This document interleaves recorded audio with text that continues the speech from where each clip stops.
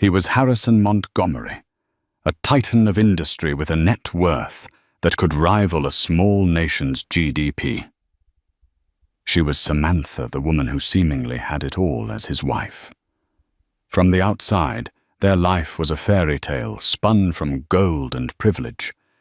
But when Harrison filed for divorce, he intended to leave her with nothing but the clothes on her back. He controlled the money, the lawyers, the narrative. What he didn't control was the secret she was carrying. He thought he was ending a chapter, but he had just started a war he was destined to lose in the most spectacular, public, and ruinous way imaginable. The penthouse on Central Park South was less a home and more a museum of a life perfectly curated for public consumption. Sunlight refracted through floor-to-ceiling windows, glinted off polished chrome and stark white marble, illuminating a space so vast and sterile it seemed to swallow sound. This was the world Harrison Montgomery had built, and Samantha Montgomery was its most prized and most captive exhibit. They had met at a charity gala in Palm Beach, a whirlwind of champagne and orchestrated introductions. Harrison, then 42, was a force of nature. His reputation preceded him, a self-made billionaire in the cutthroat world of private equity, known for his ruthless takeovers and an almost clairvoyant ability to predict market shifts. He moved with the unshakable confidence of a man who had never been told no, and meant it. His eyes, the color of cold steel, missed nothing. Samantha, a decade his junior, was working as an art curator for a small but respected gallery. She was intelligent, with a quiet grace and a genuine passion for the impressionist masters that Harrison collected as investment assets. To him, she was a breath of fresh air, untainted by the grasping sycophancy of his usual circle. He saw her not just as beautiful but as a perfect complement to his empire, elegant, cultured, and with a pedigree that suggested old money without the inconvenience of an actual competing fortune. Their courtship was a blitzkrieg of opulence. Private jets to Paris for dinner, a custom-designed necklace from a famed jeweler in Antwerp, front-row seats at Milan Fashion Week. It was dizzying, intoxicating, and deliberately overwhelming. Harrison didn't woo, he acquired.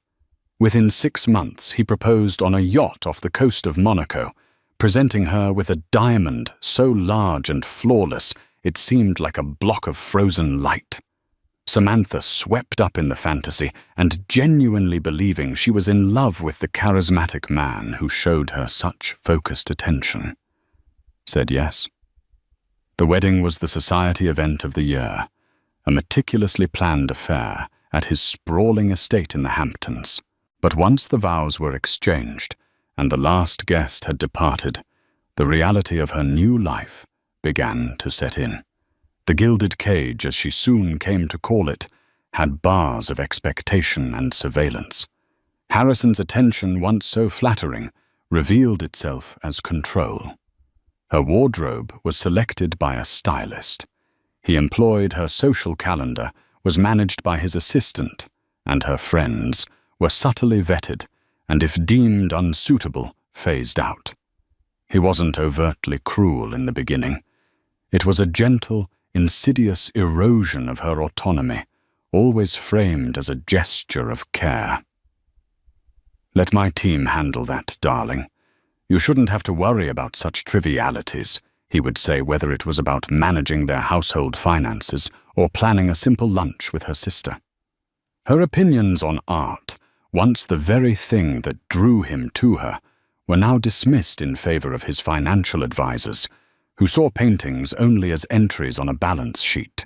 The Monet in their foyer, a piece she adored for its soft, ethereal light, was just a strong performer in a volatile market to him. The vast penthouse became a lonely island. Staff moved silently through the rooms, their professionalism a barrier against genuine connection. Harrison was a ghost in his own home, leaving before dawn, and returning late at night, his mind perpetually elsewhere, tethered to the blinking stock tickers and encrypted messages on his phone. Their conversations became transactional recaps of his day's victories and critiques of her engagements. The passion that had once crackled between them dwindled into a cool, distant politeness.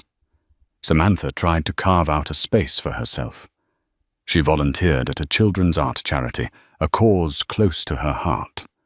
Harrison approved, but only after his public relations team had vetted it and arranged for a press release highlighting his family's commitment to philanthropy. Her genuine desire to help was twisted into another tool for managing his public image. Every act of independence was absorbed into the Montgomery machine. One evening, about 2 years into the marriage, she dared to challenge him. He had sold a small Degas sculpture she had personally sourced for their collection, without even mentioning it to her. "It was just sitting there gathering dust," he'd said, not looking up from his tablet as he signed off on a multi-billion-dollar merger. "It wasn't just sitting there, Harrison. It was part of our home. I loved that piece," she replied, her voice trembling slightly. He finally looked at her, his steel-grey eyes devoid of warmth. "It was an asset, Samantha, and it appreciated by 12%. It was a Goodwood sale. Don't be sentimental. Sentimentality is a weakness." That was the moment the last vestiges of the fairy tale shattered. She wasn't his partner. She was an asset, just like the art, the cars, and the real estate. An asset to be managed, maintained, and displayed. The love she thought they had was merely a contract, and she was beginning to understand that its terms were written entirely in his favor. She started to feel a deep, gnawing emptiness, a longing for the person she used to be before she became Mrs. Montgomery. The loneliness in the cavernous, silent apartment was a physical weight pressing down on her, suffocating her slowly day by day. She would stand by the enormous windows looking down at the vibrant, bustling life of New York City and feel utterly, completely alone. She was a prisoner in paradise, and she had no idea how to escape. The shift from cold indifference to active hostility was subtle at first, a slow chilling of an already cold war. Harrison became more demanding, his critiques more pointed. The flowers she arranged were gaudy. The dinner menu she approved was uninspired. The dress she wore to a benefit was inappropriate for the wife of a man of my stature. Each comment was a small, sharp icicle chipping away at her remaining self-worth. The true catalyst, the final pull on the unraveling thread of their marriage, was not a grand betrayal, but a small, seemingly insignificant act of defiance. Samantha's younger sister, Penelope, was an aspiring playwright. After years of struggle, her first off-Broadway play was finally being staged in a small, gritty theater in the East Village. It was the most important night of Penelope's life, and Samantha had promised unequivocally that she would be there. A week before the premiere, Harrison announced that they would be hosting an impromptu dinner for a group of Japanese investors. The date was, of course, the same night as Penelope's play. "You can't be serious, Harrison," Samantha said, her voice tight, standing in the doorway of his home office, where he was flanked by monitors displaying endless streams of data. "It's a crucial deal, Samantha. Billions are on the table. Your presence is required," he stated, his tone leaving no room for negotiation. "My sister's premiere is that night. I've known about it for months. I told you about it. I am not going to miss it." For the first time in a long time, he gave her his full attention. He swiveled in his leather chair, the motion slow and deliberate. "Let me be perfectly clear. You will be here by my side, smiling for these men. You will be the charming, supportive wife. Penelope's little show is an irrelevant distraction. We can send her a check. That will be more useful to her than your applause." The casual cruelty of his words, the complete dismissal of her family, and her feelings ignited a spark of defiance she thought had long been extinguished. "No," she said the word quiet but firm. "I won't." Harrison's face hardened into a mask of cold fury. "This is not a negotiation. It is an instruction. And I am declining to follow it," she retorted, her heart hammering against her ribs. He stood up, his tall frame looming over her. "You would choose a ridiculous amateur play over a deal that affects the entire future of my company. I would choose my sister over a room full of people who see me as nothing more than table decoration," she shot back. "I am going to that play." He said nothing more. He simply stared at her, his eyes like chips of ice, and then turned back to his screens. The silence that followed was more menacing than any argument. That night, an impenetrable wall of ice formed between them. He slept in one of the guest suites, and they didn't speak a word to each other for the next week. Samantha, feeling a terrifying mix of fear and liberation, went to her sister's premiere. She sat in the front row of the tiny, packed theatre, her applause the loudest, her tears of pride genuine. For a few hours, she felt like herself again. The retribution was swift and brutal. The following morning, as she was having coffee, a man in a crisp suit she didn't recognize arrived at the penthouse. He didn't introduce himself. He simply placed a thick, leather-bound folio on the marble coffee table and said, "You've been served, Mrs. Montgomery." She stared at the folder, her hands trembling. Inside, embossed with the name of the most feared divorce attorney in New York, Alistair Finch, were the divorce papers. The words swam before her eyes, irreconcilable differences. But it was the petition's contents that made her blood run cold. It was a work of fiction, a meticulously crafted narrative painting her as an unstable spendthrift and unfaithful wife. It alleged wild spending sprees on the credit cards he insisted she use, emotional instability, citing her melodramatic attachment to her family, and most shockingly, hinted at an inappropriate relationship, a baseless, venomous lie designed to humiliate her and destroy her reputation. He had been planning this. The argument about the play wasn't the cause. It was the excuse. This legal document was too polished, too detailed to have been drafted overnight. He had been waiting for her to misstep to give him an opening he could exploit. The whole apparatus of his corporate power was now being turned against her. The petition stated his intention to enforce their prenuptial agreement to the letter, an agreement she had signed in a haze of love and trust with a cursory glance from a lawyer Harrison himself had recommended. It would leave her with a paltry one-time payment, a fraction of his fortune, and a strict non-disclosure agreement that would silence her forever. She was being erased, cast out of the gilded cage, not freed. He wasn't just divorcing her. He was trying to annihilate her to ensure she was left with nothing. No money, no reputation, no voice. As she sat alone in the silent, sun-drenched penthouse, the legal documents a declaration of war in her lap, a wave of dizziness and nausea washed over her. She clutched her stomach, dismissing it as a symptom of shock and dread. But the feeling persisted, a deep internal queasiness that had been subtly present for weeks, a feeling she had ignored amidst the escalating turmoil of her marriage.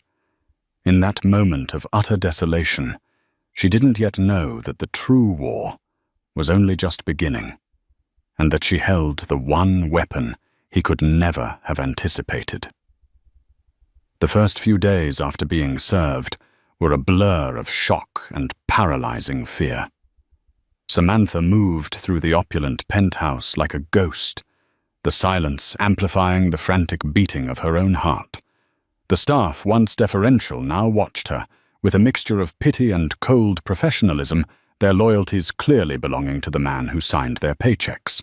Harrison was gone, having decamped to one of his other properties, leaving her isolated in the fortress he had built.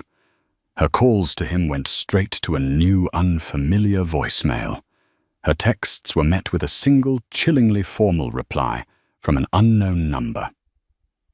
All future communication must be directed through my legal counsel, Alistair Finch.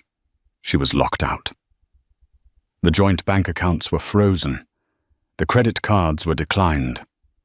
She was a prisoner in a home that no longer felt like hers, with the world she knew dissolving around her. The accusations in the divorce petition echoed in her mind, a chorus of calculated lies designed to break her spirit. He was painting her as a hysterical gold digger, a narrative the tabloids would devour with glee. It was during this period of intense stress that the strange physical symptoms she had been ignoring became impossible to dismiss. The morning sickness was no longer a fleeting wave of nausea, but a persistent, debilitating reality. The fatigue was bone deep, a heavy cloak she couldn't shrug off. A tiny, insistent flicker of a thought, a possibility she had long since given up on, began to grow into a certainty. They had tried briefly and clinically for a child in the first year of their marriage, but after a few unsuccessful months, Harrison had declared it an inefficient use of time and resources, insisting they revisit it when the market stabilized. With a trembling hand, she dialed her sister. Penelope was there in an hour, her face a mask of fierce loyalty. She took one look at Samantha's pale, drawn face and immediately took charge, bundling her into a cab and taking her not to the high society doctor on Harrison's payroll, but to a discreet women's clinic downtown. An hour later, they sat in a small, sterile examination room, the silence broken only by the hum of the air conditioner. The doctor, a kind-faced woman named Dr. Anya Sharma, entered with a gentle sumul and a file in her hand. "Well, Samantha," she said, her voice soft.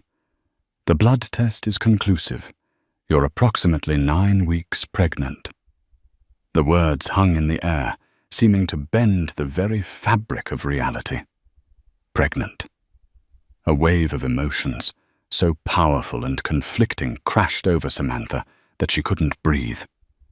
There was a surge of primal protective joy, a sudden fierce love for the tiny unseen life growing inside her. This was not an asset. This was not a line item on a balance sheet. This was a child. Her child.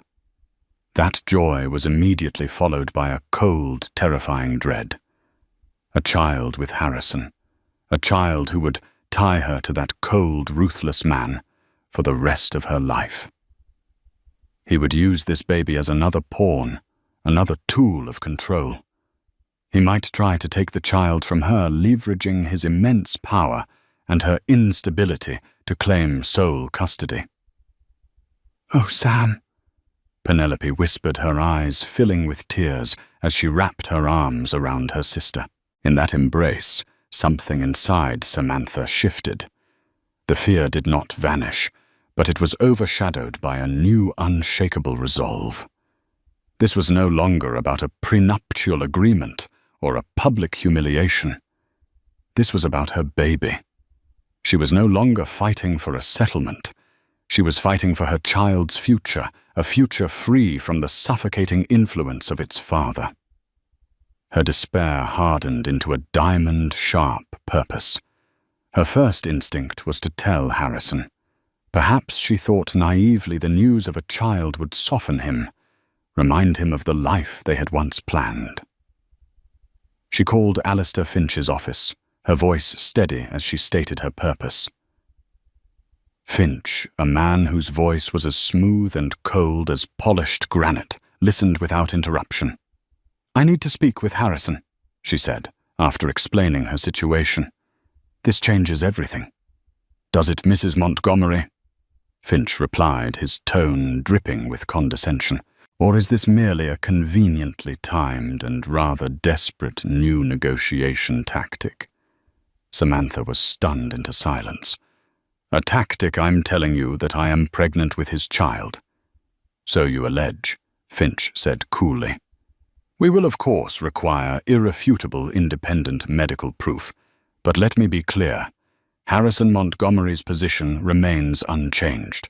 This development, if true, only strengthens his resolve to seek a swift and decisive end to this marriage, to protect his future heir from an unstable environment." The line went dead. Samantha stared at her phone, the cruelty of the exchange sucking the air from her lungs. They were accusing her of faking it, of using an unborn child as leverage. The last shred of hope that she could appeal to Harrison's humanity died. He wasn't just fighting her. He was prepared to delegitimize his own child to win. That evening, a courier delivered another legal document. It was a motion from Finch's office demanding a court-ordered paternity test and petitioning for a guardian ad litem to be appointed for the alleged fetus, citing the mother's erratic and emotionally volatile behavior. He was preemptively building a case that she was an unfit mother before the baby was even born. The bombshell had been dropped, but the explosion had sent the shrapnel flying back in her face. Alone in the silent penthouse, she placed a hand on her still flat stomach, a silent vow passing between mother and child. He had started a war based on lies. She would end it with the truth, but she knew she couldn't do it alone. She needed a warrior of her own. Penelope Ever-Practical had already been researching. She slid a piece of paper across the table. On it was a single name, Evelyn Reed. Not the flashiest lawyer in the city, the notes said, but the smartest and a fighter who despised bullies. Evelyn Reed's office was the antithesis of Alistair Finch's corporate monolith. Located in a pre-war building with a temperamental elevator, it was a space filled with overflowing bookshelves, stacks of legal briefs, and the faint, comforting scent of old paper and coffee. Evelyn herself was a woman in her late 40s, with sharp, intelligent eyes that seemed to see everything, and a calm, reassuring demeanor that belied a fierce intellect. She listened to Samantha's story without interruption, her expression thoughtful, taking occasional notes on a yellow legal pad. When Samantha finished, her voice raw with emotion as she recounted Finch's brutal dismissal. Evelyn leaned forward, her gaze direct and unwavering. "Harrison Montgomery and Alistair Finch are used to winning by overwhelming force," she said, her voice calm, but with an undercurrent of steel. "They bulldoze, they intimidate, and they bury their opponents in paperwork and baseless accusations. They expect you to crumble. They expect you to take their first insulting offer and disappear. Our job is to show them they have made a catastrophic miscalculation." For the first time since receiving the divorce papers, Samantha felt a flicker of hope. Evelyn didn't offer false platitudes. She offered a strategy. "They have accused you of being an unstable gold digger," Evelyn continued, tapping her pen on the notepad. "We will prove you are a devoted partner who was systematically isolated and controlled. They have accused you of infidelity. We will demand they provide a shred of evidence which they don't have. They want to use your pregnancy as a weapon against you.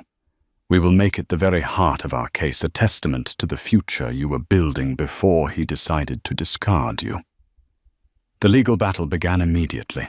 Alistair Finch's office unleashed a blizzard of motions and discovery requests, demanding years of Samantha's personal diaries, emails, text messages, and even her college transcripts, all in a relentless fishing expedition to find anything that could be twisted and used against her.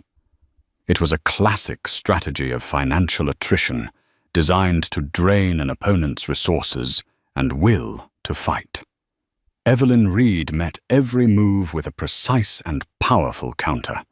When they demanded Samantha's private journals, Evelyn filed a motion to quash on the grounds of privacy and harassment, arguing that it was a blatant attempt to intimidate, not a legitimate search for evidence. The judge agreed. When Finch filed a motion to have Samantha undergo a psychiatric evaluation, Evelyn countered with a motion demanding Harrison do the same, citing his paranoid and controlling behavior as described in Samantha's affidavit. Finch, furious at being outmaneuvered, quickly withdrew his motion. The courtroom became their battleground. Harrison, always flanked by a team of at least 4 lawyers, sat impassively at his table, a portrait of immense wealth and power. He never looked at Samantha. Alistair Finch, eloquent and venomous, argued that the Montgomery marital assets were almost entirely protected by the ironclad prenuptial agreement. He painted Harrison as the sole architect of his fortune, a brilliant businessman whose wealth existed long before Samantha entered the picture. Evelyn Reed dismantled his arguments piece by piece. She didn't shout. She surgically dissected. Mr. Finch refers to this document as ironclad, she stated, in one preliminary hearing holding up the prenup. But an agreement is only ironclad if it is entered into fairly and with full transparency. My client was presented with this complex 100-page document 5 days before her wedding. The legal counsel who advised her was a partner at a firm that derives a significant portion of its annual revenue from Mr. Montgomery's corporate ventures. That is not independent counsel.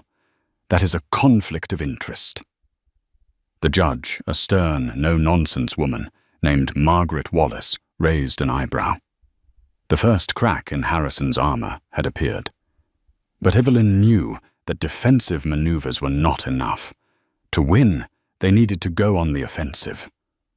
Harrison's petition claimed his net worth was substantial but finite, listing his major holdings and publicly traded stocks. Evelyn suspected this was just the tip of the iceberg. Men like Harrison Montgomery didn't just have wealth, they had systems for hiding it. He's declared a net worth of $900 million, Evelyn told Samantha in her office one afternoon. I'd bet my license that's what he's willing to admit to. The real number is likely double that, or more, hidden in a labyrinth of shell corporations' offshore accounts and trusts.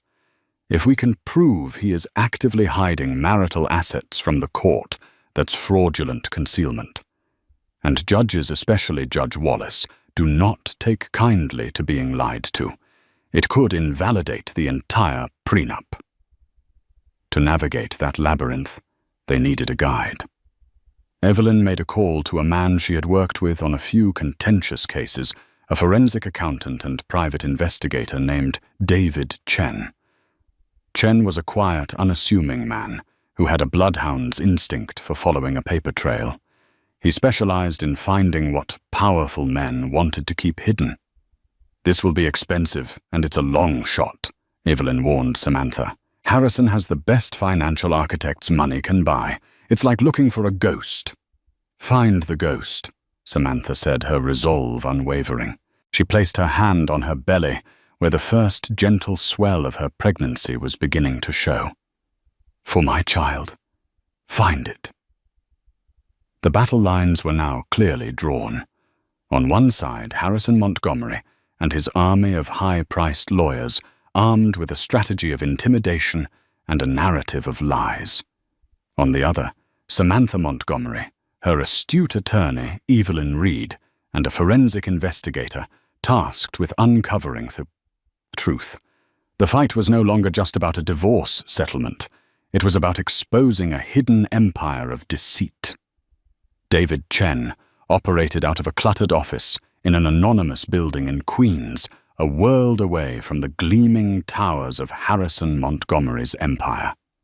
He was a master of the digital and financial underworld, a man who understood that in the modern world, every transaction, every communication left a faint, indelible trace. He began with the documents Harrison had been forced to disclose: years of tax returns, bank statements, and corporate filings. To a layperson, it was a mountain of incomprehensible data. To David, it was a map. "He's clean. Too clean," David reported to Evelyn after a week of intensive analysis. "The tax returns are perfect. The corporate structures are legally sound on the surface. Everything is meticulously documented. This isn't sloppy wealth. It's weaponized wealth. It's designed to be impenetrable." But David knew that even the most perfect facade had a tell. He started looking not at the assets themselves, but at the movement of money between them. He noticed a pattern: regular substantial payments from one of Harrison's primary holding companies, Montgomery Capital, to a smaller, obscure consulting firm called Argent Strategic Solutions. The payments were listed as consulting fees and risk assessment services, totaling millions of dollars each quarter. On paper, Argent Strategic Solutions was legitimate. It had a corporate registration in Delaware, a state known for its corporate secrecy laws. But when David dug deeper, he found it was a ghost. It had no website, no listed phone number, and its registered address was a post office box in Wilmington. It was a shell corporation, a classic vehicle for moving money off the books. "This is our thread," David told Evelyn, pointing to a flowchart he'd created on a large whiteboard in his office. "Now we have to see where it leads." The investigation took him down a rabbit hole of international finance. Argent Strategic Solutions didn't hold the money. It acted as a conduit. The funds were wired from Argent to another entity, a trust registered in the Cayman Islands, a notorious tax haven. And from there the trail went cold. The Cayman's strict banking secrecy laws made it a black hole for financial investigators. While David chased the money, he also began looking into Harrison's personal life, searching for the leverage behind the baseless infidelity claim against Samantha. He started monitoring Harrison's movements and digital footprint. It was a long shot, as Harrison was obsessively private. But even the most careful men made mistakes. The mistake was a woman named Nicole Dubois. Her name first appeared as the signatory on the lease for a luxury condominium in a new exclusive building in Tribeca, a building where the ownership records were shielded by an LLC. David discovered that the LLC was funded by the same Cayman Islands trust he had been tracking. Harrison wasn't just hiding money. He was funding a separate life with it. David began a quiet surveillance of the Tribeca condo. For 2 weeks there was nothing. Then late one Tuesday night, one of Harrison's security drivers, a man David recognized from background photos, pulled up in a discreet town car. A few minutes later, Harrison Montgomery, without his usual entourage, slipped out of the car and into the building's private entrance. He didn't emerge until after dawn. David now had a name and a place. Nicole Dubois was a former model now running a high-end art gallery. A gallery that, had David discovered, received a substantial angel investment a year prior from an anonymous benefactor through, once again, the Cayman Islands Trust. This wasn't just an affair. It was an entire parallel life funded by money Harrison had hidden from his wife, his business partners, and the US government. The baseless accusation of infidelity he had thrown at Samantha was a classic misdirection, a tactic to preemptively muddy the waters in case his own indiscretions ever came to light. The final piece of the puzzle fell into place in a way no one could have predicted. While investigating the structure of Montgomery Capital, David interviewed a disgruntled former executive who had been forced out by Harrison during a hostile merger. The man Gregory Vance had initially been loyal to Harrison, but now, bitter and seeking revenge, he was willing to talk. "Harrison has a vault," Vance told David over a hushed coffee. Not a bank vault, a digital one, an encrypted air-gapped server he keeps in his office. He calls it the ledger. It contains everything, the real numbers, the offshore accounts, the secret partnerships, the real ownership structures of his shell companies. He's paranoid. He doesn't trust anyone, not his lawyers, not his accountants, to hold the real keys to his kingdom. He once boasted to me that if he died, the whole thing would be so convoluted, no one would ever untangle it. This was the smoking gun. But it was inaccessible, locked behind layers of a billionaire's paranoia. They had the whispers and the shadows, the evidence of the shell companies, the secret condo and the affair. They had the testimony of a disgruntled ex-employee. It was compelling, but Harrison's lawyers could argue it was circumstantial, the ravings of a bitter man. They needed proof. They needed to get inside the ledger, and Evelyn Reed knew there was only one place they could legally compel Harrison Montgomery to open that vault on the witness stand under oath in front of a judge. The stage was set for a courtroom showdown. The atmosphere in Judge Margaret Wallace's courtroom was electric. The case Montgomery vs. Montgomery had become a sensation, a front-page story for the city's tabloids and financial papers alike. On one side sat Harrison Montgomery, the picture of immense power, flanked by Alistair Finch and his legal team. On the other side was Samantha, now visibly pregnant, her quiet composure a stark contrast to the storm of allegations swirling around her. Beside her, Evelyn Reed was a picture of calm, focused intensity. The first few days of the trial were a masterclass in legal theatre by Alistair Finch.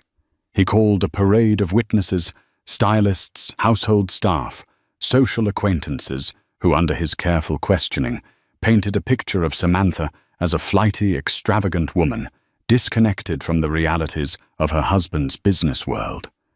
He presented stacks of receipts from designer boutiques and five-star resorts, portraying her as a spendthrift. When it was Evelyn's turn to cross-examine, she systematically dismantled their testimony. To the stylist, she asked, "Were you not in fact hired and paid directly by Mr. Montgomery's office with instructions to procure a wardrobe appropriate for his public image?" The stylist had to admit she was. To the head of household staff, she asked, did Samantha ever have direct access to the household accounts, or were all expenditures down to the brand of coffee purchased pre-approved by Mr. Montgomery's family office? The staffer conceded they were. Evelyn showed the court that Samantha's extravagance was not her choice, but a role she was directed to play, funded and controlled entirely by Harrison. The spending was not hers. It was part of the Montgomery brand. The turning point came when Harrison himself took the stand. Under Finch's gentle questioning, he portrayed himself as a hard-working, benevolent husband, bewildered by his wife's sudden instability. He spoke of his desire to protect his legacy and future heir from a woman he could no longer trust. He was smooth, convincing, and utterly believable. Then it was Evelyn Reed's turn. She approached the witness stand not with aggression, but with a quiet, surgical precision. "Mr. Montgomery," she began, her voice even, "in your financial disclosures to this court, you have declared your total net worth to be approximately $900 million. Is that correct?"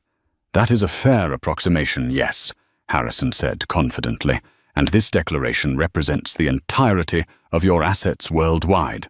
Yes, it is a full and accurate statement sworn under penalty of perjury." Evelyn paused, letting the weight of his words hang in the silent courtroom. "Mr. Montgomery, are you familiar with a consulting firm by the name of Argent Strategic Solutions?" A flicker of something surprise annoyance crossed Harrison's face before being replaced by a mask of indifference. "The name sounds vaguely familiar." My company engages with hundreds of vendors. Vaguely familiar. Evelyn pressed her voice, sharpening slightly. Your primary holding company, Montgomery Capital, has paid Argent Strategic Solutions over $80 million in consulting fees in the last 2 years alone. Surely you would remember an $80 million consultant. Who runs this firm, Mr. Montgomery? I don't get involved in the day-to-day minutiae of vendor management. Harrison deflected his tone, becoming clipped. Perhaps because Argent Strategic Solutions has no employees. Evelyn countered, her voice rising. No office, no phone number. It is a shell, isn't it?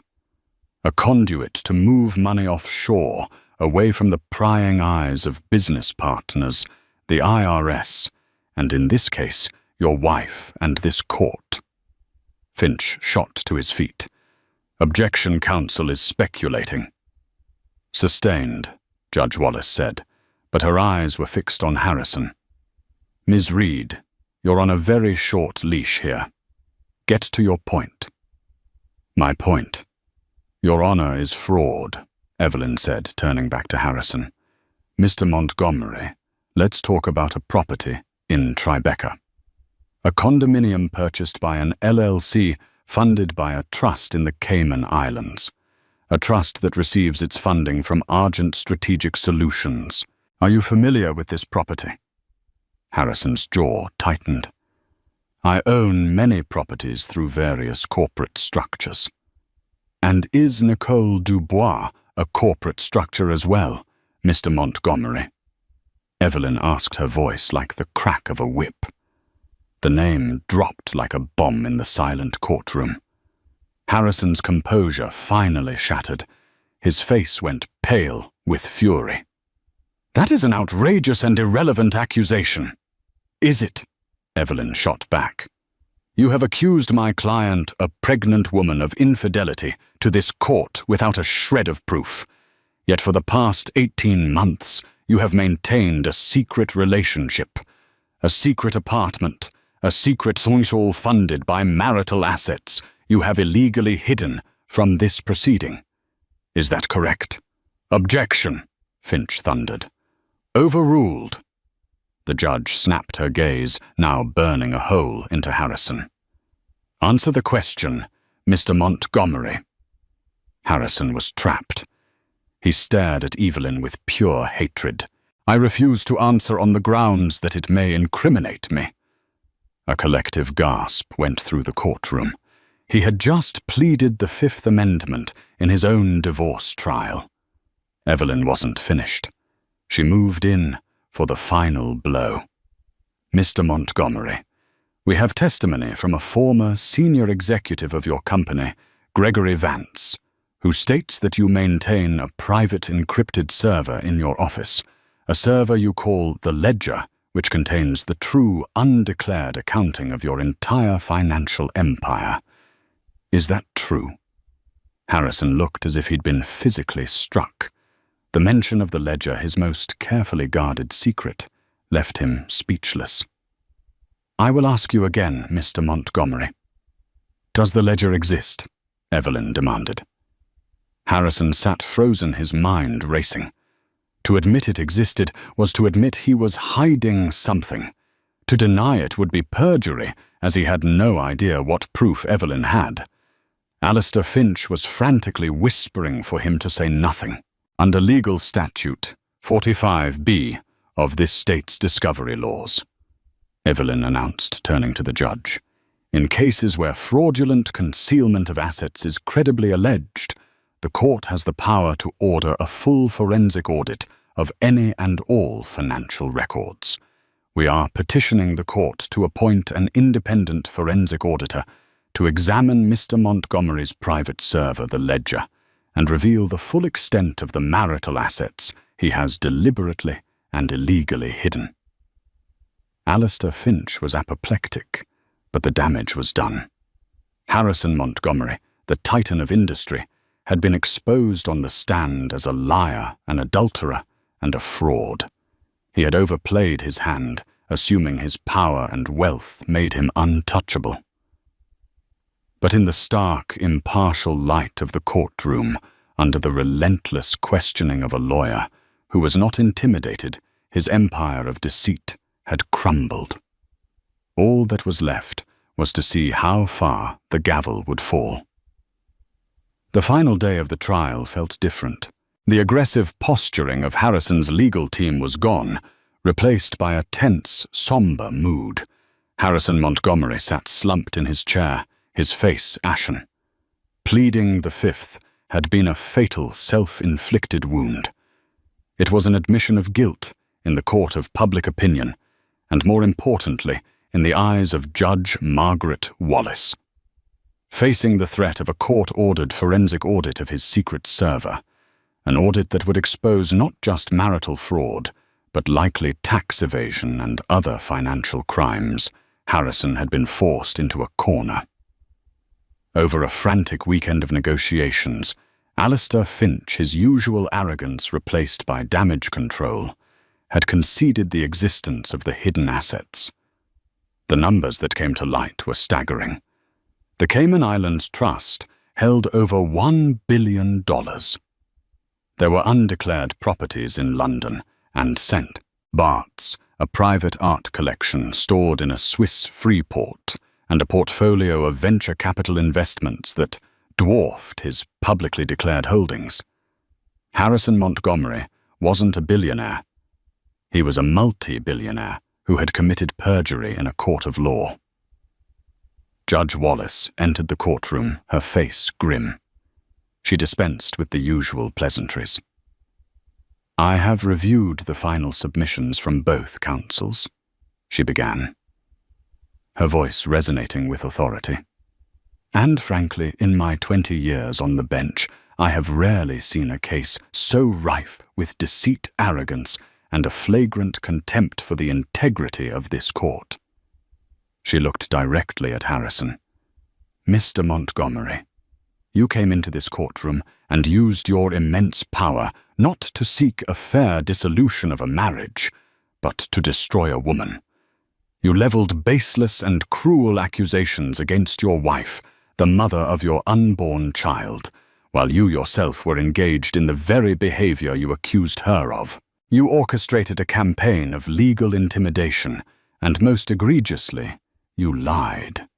You stood on that stand under oath and lied about the scale of your wealth in a calculated attempt to defraud your wife and this court of what she is legally entitled to." She paused, letting her words sink in. Alistair Finch began to rise to object, but the judge silenced him with a single, icy glare. "The prenuptial agreement," Judge Wallace continued, "is hereby declared null and void. It is invalid on multiple grounds: inadequate legal representation for the bride-to-be duress, and most significantly, the fact that it was predicated on a fraudulent and incomplete disclosure of assets. It is a worthless piece of paper." A murmur went through the court. Samantha, sitting next to Evelyn, drew a sharp breath. "Therefore," the judge declared, her voice rising, "this court must now determine an equitable distribution of the marital estate, and I must consider the egregious conduct of the defendant in my determination. Mr. Montgomery, your actions have demonstrated that you cannot be trusted to act in good faith. Your greed and dishonesty know no bounds." She picked up her gavel, her gaze sweeping from Harrison to Samantha, who had tears streaming silently down her face. Ordinarily, a marital estate of this size would be divided. However, this is not an ordinary case. This is a case of extraordinary fraud. To simply divide the assets would in a way reward Mr. Montgomery for his deception by allowing him to keep a share of what he tried to steal. The judge's next words would echo through the legal and financial worlds for years to come. "Therefore, it is the judgment of this court that 100%, I repeat, 100% of the declared and discovered marital assets of Harrison Montgomery, including all holdings in the Montgomery Capital Fund, all real estate, and the full contents of the Cayman Islands trust be transferred to a new court-supervised trust. The courtroom was utterly silent, stunned. Harrison looked up, his face a mask of disbelief. "This trust," Judge Wallace concluded, her voice ringing with finality, "will have two beneficiaries. The first is Samantha Montgomery for her lifetime maintenance and welfare. The second and primary beneficiary is the child she is carrying. Ms. Montgomery will be named the sole trustee with oversight from a court-appointed fiduciary to manage these assets for the health, education, and well-being of her child. You, Mr. Montgomery, will be left with your personal effects and the consequences of your actions." With a sharp, definitive crack, the gavel came down. "This court is adjourned." It was over. In a stunning, unprecedented decision, the judge hadn't just given Samantha a fair settlement. She had given her everything. She had stripped a titan of his empire and handed the keys to the woman he had tried to leave with nothing. The aftermath was chaos. Harrison sat catatonically, unable to process his own ruin. Alistair Finch was mobbed by reporters. Samantha was quietly escorted out a side door by Evelyn Reed, shielded from the ensuing media frenzy. In the car, as the reality of the verdict began to wash over her, Samantha didn't feel the elation of victory. She felt a profound, quiet relief. The fight was over. The gilded cage was not just unlocked, it had been dismantled. She placed a hand on her belly, a silent promise to the life within her. They were free. Their future was their own, built not on the ruins of Harrison's greed, but on the foundation of justice. She had walked into court, a billionaire's pregnant wife, fighting for her survival. She walked out a free woman, the guardian of a legacy, ready to begin a new life, a life of her own making. The shockwave of Judge Wallace's verdict radiated through New York City with the force of an earthquake. Harrison Montgomery's ruin was spectacular and absolute. The financial world, which had once revered him as a king, now treated him like a leper. His name became a cautionary tale, whispered in boardrooms, a synonym for hubris. The allies and sycophants who had once surrounded him vanished overnight, unwilling to be associated with his toxic brand of failure. The press was merciless, running front-page photos of his stricken face in court, next to headlines like, "The gavel crushes the Goliath," and "Billionaire's empire gifted to pregnant wife." He retreated to a small, furnished apartment he had kept under a corporate name, a place so insignificant it had escaped the court's notice. For the first time in his adult life, his phone was silent. There were no frantic calls from his trading floor, no urgent emails from international partners.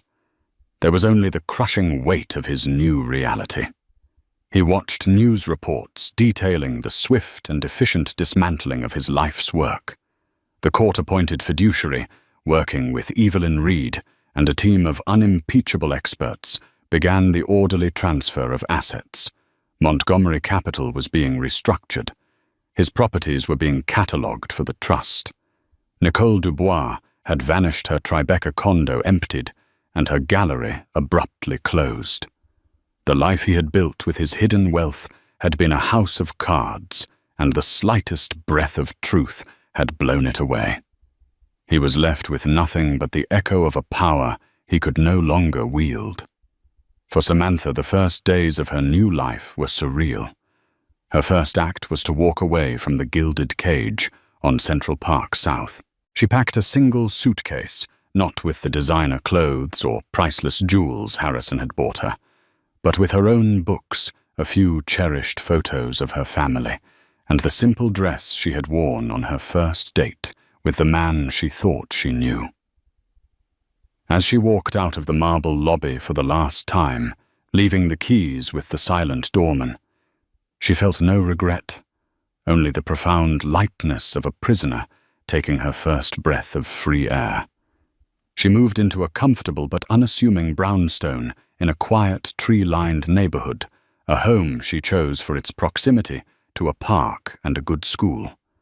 The sheer scale of the wealth now under her stewardship was terrifying, but Evelyn Reed guided her through it. Together they established the trust's mandate. It was not a personal piggy bank. It was a legacy for her child and a tool for good. Samantha's first directive was to create the Penelope Foundation, named for the sister whose loyalty had been her anchor, a charitable organization dedicated to funding arts education for underprivileged children. She poured her energy not into spending the money, but into giving it purpose. She found that in managing this immense fortune for others, she was rebuilding her own identity piece by piece. 3 months later, on a crisp autumn afternoon, Samantha gave birth to a healthy baby girl. As she held her daughter for the first time, all the trauma and turmoil of the past year faded into the background, replaced by an overwhelming, fierce wave of love. The baby had her eyes, but a spirit that felt entirely her own. She was not a Montgomery. She was not an heir to a broken empire. She was a new beginning. Samantha looked down at her daughter's tiny, perfect face, a future stretching before them, a future she had fought for and won. She thought of a name not from a society register or a family tree steeped in wealth, but one that symbolized what they had earned. "Her name is Grace," she whispered to the nurse, tears of joy tracing paths on her cheeks. "Her name is Grace because it's what we were given, and it's what we will give to others." In that moment, she was no longer just Samantha Montgomery, the woman who had survived a brutal divorce. She was a mother, an architect of a new life, and the steward of a legacy of hope. The fortune which had once been a tool of control and a source of misery had been transformed. It was now a promise of a better future for one small child, and for countless others she would now be able to help. The gavel had fallen, but for Samantha and her daughter, life was just beginning. What happens when the system designed to be manipulated by the rich and powerful is forced to look in the mirror? The story of Samantha Montgomery isn't just a tale of divorce. It's a story of justice in its purest, most unexpected form. A man who believed his wealth made him invincible learned that integrity is a currency he couldn't afford to lose. Samantha's quiet strength and her fight for her unborn child proved that the truth, when wielded with courage, can bring down the most formidable empires. Her victory is a powerful reminder that sometimes the biggest David can defeat the most arrogant Goliath. What do you think? Was the judge's verdict fair, or was it too extreme? Let us know your thoughts in the comments below. If you were moved by this incredible story of resilience and justice, please hit the like button, share it with your friends, and don't forget to subscribe for more real-life dramas. The sound that broke Cressida Bishop's life wasn't a scream, but the delicate shatter of a champagne flute on marble. It was her husband's gala, a celebration of his fashion empire, and she stood frozen 5 months pregnant, watching him kiss another woman under the glare of a crystal chandelier. The woman was his new star designer, but it wasn't the kiss that shattered her. It was his words when he finally saw her. He didn't look guilty, just annoyed. "Darling." He sighed, a whisper of pure venom. "Don't be so dramatic. It's just business. You should focus on your little hobby. You know the baby." Her world didn't just crack. It atomized. That was the night she walked out with nothing but a broken heart and a life growing inside her, completely unaware that the key to his entire kingdom was already in her hands. Life in the Montclair penthouse was an exercise in curated perfection, from the floor-to-ceiling windows that framed the city skyline like a living masterpiece to the stark white orchids that were replaced every 3 days. Everything was designed to be beautiful, flawless, and untouchable. Cressida, or Cress as she preferred, often felt like just another one of those exquisite, fragile objects. Her husband, Lucius Montclair, was the architect of this world. He was the charismatic, razor-sharp CEO of Montclair Couture, an empire built on the dazzling, cutthroat world of high fashion. To the public, he was a visionary. To his board, a titan. To Cress, he was the man who had swept her off her feet, a whirlwind of ambition and charm, who saw her a young, promising textile designer, and decided she would be his. Their meeting had been a fairy tale. She was interning at a small artisanal fabric mill when he'd come scouting for new materials. He was captivated not by her designs, which he called charming but provincial, but by her quiet grace and the way she seemed to complement his own dazzling persona. He pursued her with the same relentless focus he applied to a corporate acquisition. Within 6 months, they were married. Cress, swept away by the grandeur and the intensity of his affection, believed she was the luckiest woman alive. She soon learned, however, that being Mrs. Montclair meant her own ambitions were expected to be packed away like last season's collection.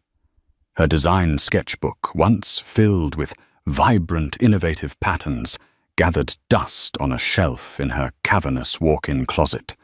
When she tried to show him her work, he would pat her hand indulgently. "That's lovely, my dear," he'd say, his eyes already on his phone. "But you have a much more important role now. You're the face of my home, the hostess of my parties. Leave the hard work to me." The penthouse, for all its beauty, became her gilded cage. Her days were a structured sequence of appointments, with event planners, nutritionists, and personal trainers, all meticulously scheduled by Lucius's assistant. Her friends were Lucius's friends, wives of bankers and executives, who spoke of charity galas and summering in the Hamptons, their conversations as sterile and polished as the marble floors beneath their feet. Cress felt a part of herself, the creative, passionate part, slowly suffocating.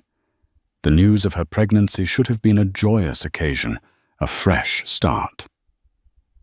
When she told Lucius, placing the positive test on his polished mahogany desk, he looked up from a quarterly report, his expression unreadable. He didn't smile. He simply nodded slowly. "Good," he said, as if she had just successfully closed a deal. "A son, I hope. An heir is good for the brand's image. Legacy." His reaction was a cold splash of water, but Cress tried to rationalize it. He was a busy man, always thinking about the business. She threw herself into the pregnancy, hoping the shared experience of creating a life would bridge the growing chasm between them. She started sketching again this time, designs for baby clothes using soft organic fabrics. She imagined a small independent line, something of her own. One evening, brimming with a rare surge of confidence, she laid out her sketches and business proposal on the dining room table before he got home. She had worked on it for weeks, researching suppliers, costing out materials, and even creating a brand name, Bishop's Weave, a nod to her family name and her grandfather who had been a tailor. Lucius walked in, loosening his tie, his face tight with the stress of the day. He glanced at the papers scattered across the table, and his lip curled into a faint sneer. "What's all this? It's my idea," Cress began, her voice trembling slightly. A luxury baby clothing line. The market is strong, and I have a unique perspective on sustainable fabrics. He picked up a sketch of a tiny, hand-stitched romper. He held it for a moment before letting it drop back onto the table. Cressida, we've discussed this. Your hobby is charming, but it's not a business. Montclair Couture deals in power and desire, not baby clothes. It would dilute the brand. It wouldn't be part of Montclair Couture, she insisted, her heart sinking. It would be mine, something I built. He laughed, then a short, sharp sound devoid of humor. Built, darling, you have no idea what it takes to build something. You live in a world I built for you. Your job is to be here, to be beautiful, and soon to be a mother. That should be enough for you. Now let's clear this away. We have the Future of Fashion Gala tomorrow night, and I need you to look rested.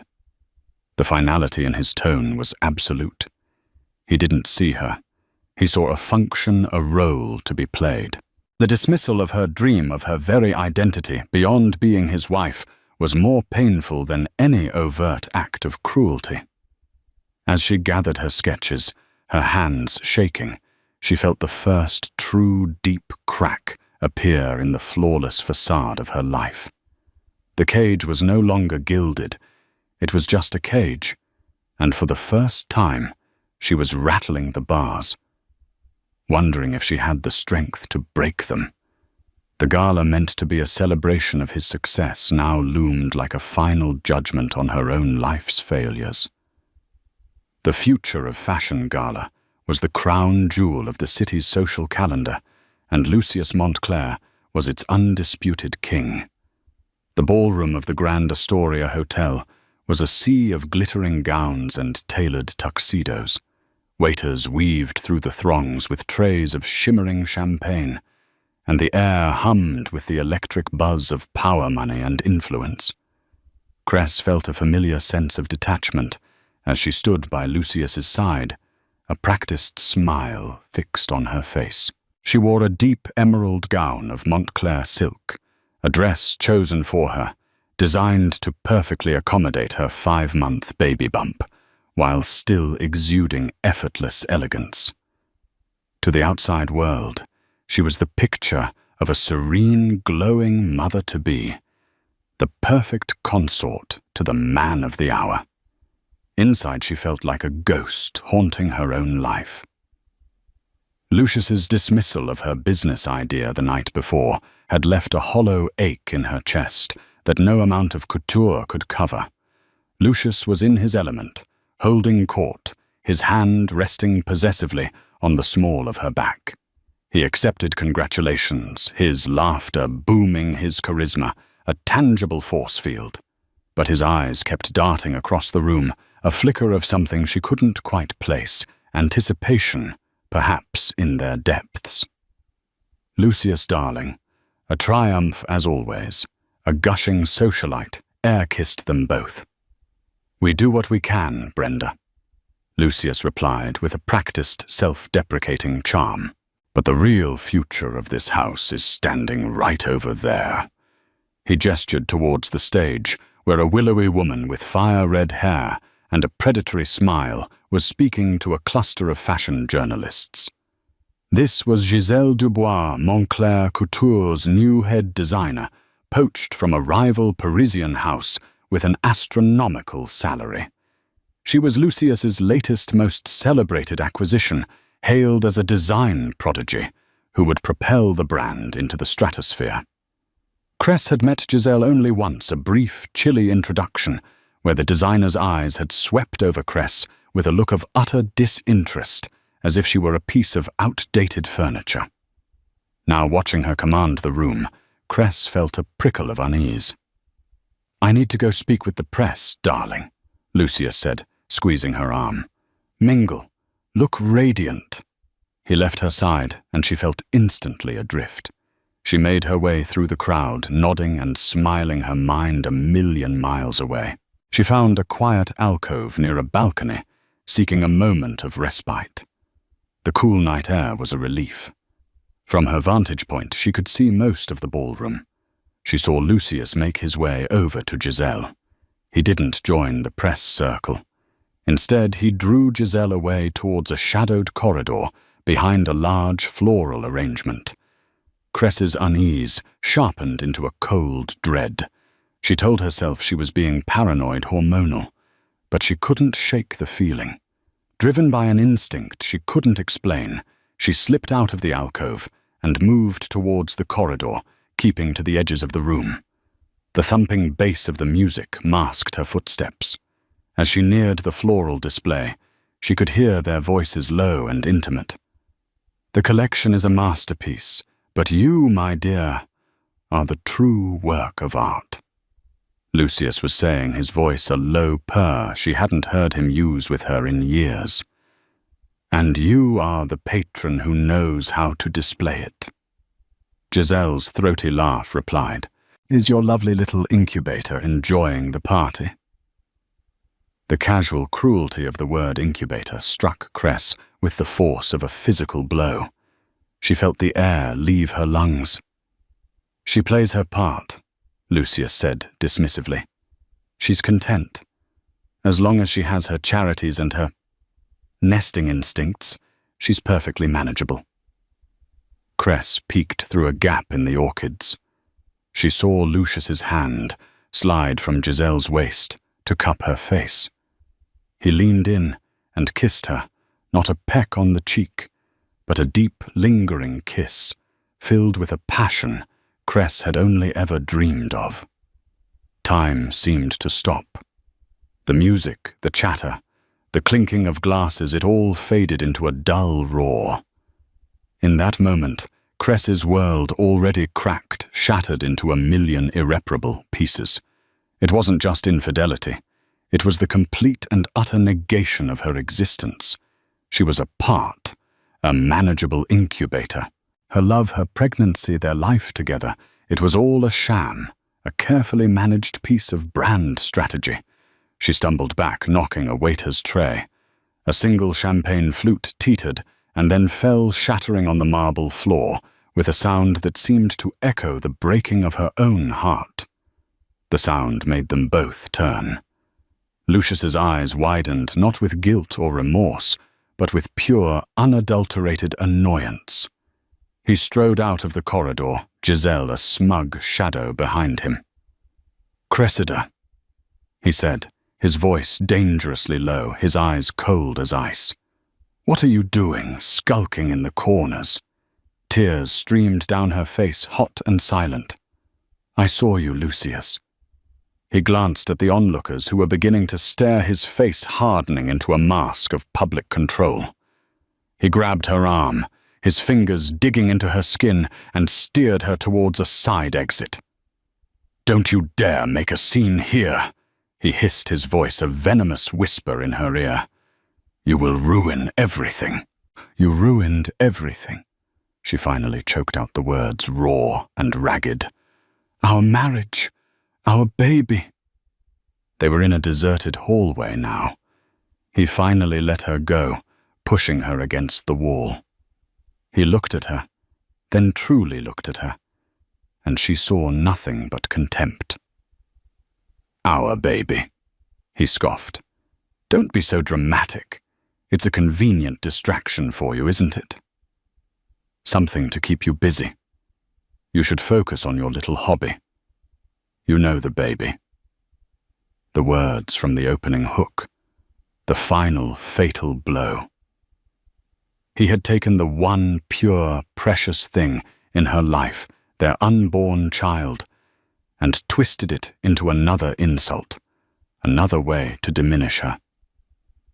Something inside Cress snapped. The grief, the shock, the years of quiet subservience, it all coalesced into a single clarifying moment of cold, hard certainty. She looked him dead in the eye, her tears suddenly gone, replaced by an unnerving calm. "You're right," she said, her voice steady. "I should focus, but not on the baby, on getting as far away from you as I possibly can." Before he could react, she turned and walked away. Not back to the party, but down the hall past the kitchens and out a service exit into the cold night air. The city lights blurred as she walked a taxi's headlights cutting through the darkness. She didn't look back. She left behind the diamonds, the silk gown, the penthouse, the lies. She walked out with nothing but the clothes on her back, a life growing inside her, and the chilling echo of her husband's final unforgivable words. The shattering was complete. Now all that was left were the ruins. The cold night air hit Cress like a slap, a brutal awakening from the suffocating warmth of the gala. The emerald silk gown felt like a costume from another life, thin and useless against the city's unforgiving chill. Her manicured hands, accustomed to the soft leather of a chauffeured car, fumbled in her tiny clutch. She had her phone, a lipstick, and a single credit card, a supplementary card on Lucius's account, which she knew would be cancelled by morning. Panic, cold and sharp, threatened to overwhelm her. She was pregnant alone and effectively homeless on a downtown street corner. The towering skyscrapers that once represented a life of luxury now seemed to mock her, their glittering facades cold and indifferent. For a terrifying moment, she had nowhere to go. Her parents were gone, and the friends she'd cultivated over the past few years were Lucius's allies, their loyalty bought and paid for by his influence. Then a memory surfaced, a beacon in the storm. Mrs. Peterson. Martha Peterson was her landlady from college, a kind, no-nonsense widow who rented out rooms in her modest but impeccably kept brownstone in a quiet, older part of the city. Cress had kept in touch, sending a Christmas card every year, a small link to a life that was truly her own. With trembling fingers, she found the number and called. "Cressida? Dear, is that you? It's past midnight. Is everything all right?" Mrs. Peterson's voice was warm but laced with concern. A sob escaped Cress's lips, the first sound she'd made since leaving the hotel. "No," she whispered the word, cracking. "Nothing is all right. Can I come over? I have nowhere else to go." There was no hesitation. "Of course, dear. The kettle's always on. Come home." Home. The word was a balm to her shattered soul. A taxi ride across the city felt like a journey across worlds. She left the sleek, modern steel and glass of Lucius's district and entered a neighborhood of brick buildings, fire escapes and laundromats that glowed warmly in the dark. Mrs. Peterson opened the door before Cress even knocked. She was a small, sturdy woman with kind eyes and hair the color of steel wool. She took one look at Cress's tear-streaked face and the ridiculously opulent gown and simply opened her arms. Cress collapsed into her embrace, the raw, unfiltered grief she'd been suppressing, finally erupting in a storm of sobs. Mrs. Peterson led her inside, sat her down at the worn oak kitchen table, and wrapped a thick knitted afghan around her shoulders. She placed a steaming mug of chamomile tea in Cress's hands and sat opposite her, waiting patiently for the storm to pass. Over the next hour, the whole sordid story came pouring out, the dismissiveness, the affair with Giselle, the final cruel words about the baby. Mrs. Peterson listened without judgment, her expression a mixture of sorrow and a quiet, simmering anger on Cress's behalf. "That man," she said, finally, her voice firm, "is a fool of the highest order. To throw away a diamond because he's too busy admiring cheap glass." That night, Cress slept in the small attic room she had rented as a student, the scent of lavender and old books a comforting lullaby. The mattress was lumpy. The sheets were faded cotton, not Egyptian, But for the first time in years, she felt safe. The next few weeks were a brutal adjustment. The first thing she did was take the taxi to a consignment shop and sell the emerald gown and the diamond earrings she was wearing. The money was a pittance compared to their worth, but it was hers. It was enough for a few weeks' rent to Mrs. Peterson, who initially refused, but relented when Cress insisted a simple wardrobe of second-hand clothes and groceries. The whiplash of her new reality was staggering. One day she was attending fittings for custom maternity wear. The next she was counting change to see if she could afford organic milk. The nausea of her first trimester returned with a vengeance amplified by stress and a diet that no longer included chef-prepared, nutrient-balanced meals. She was exhausted emotionally and physically. Some days the weight of her grief and fear was so heavy she could barely get out of bed. She would lie there, one hand on her growing belly, and weep for the future she had lost and for the child who would be born into this chaos. Lucius made no attempt to contact her. The credit card was cancelled within hours, as she'd predicted. A week later, a curt email from his lawyer arrived informing her that divorce proceedings had been initiated and that given the circumstances of her desertion, she should not expect a generous settlement. There was no mention of the baby. It was as if she and their child had been surgically excised from his life. The cold corporate cruelty of it all reignited a spark of anger within her. It was a small spark, but in the darkness of her despair, it was enough to see by. Mrs. Peterson was her rock.